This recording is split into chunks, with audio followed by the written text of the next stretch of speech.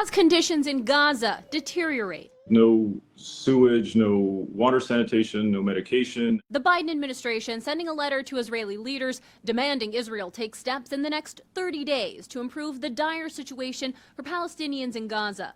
The U.S. threatening an arms embargo if changes aren't met. It is certainly connected to what we have seen, which is a decrease of humanitarian aid in Gaza. The 30-day deadline for Israel is after the presidential election, raising questions of logistically putting the threat into action. I'm not going to get into a timeline from here. A day after the weapons embargo threat from the U.S., Israel announced it had allowed 50 aid trucks to enter northern Gaza. It's a fraction of what aid agencies helping Palestinians say they need. Everyone is in much worse condition in their tents. Everything is tattered. Their clothes are tattered. People don't have shoes anymore.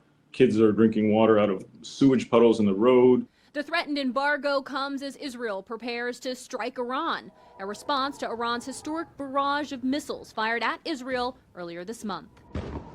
The attack, perhaps the biggest test yet for Israel's aerial defense system. We sat down Wednesday with Yoav Turgman, the CEO of Rafael, the Israeli defense company who manufactures the Iron Dome. We try to develop the system and to perfect it in a way that we will be always at least one step ahead of our enemies. Now, the threat of a U.S. arms embargo brings up the question, how reliant is the Iron Dome on U.S. weapons? I'm not a politician. I have nothing to do with politics.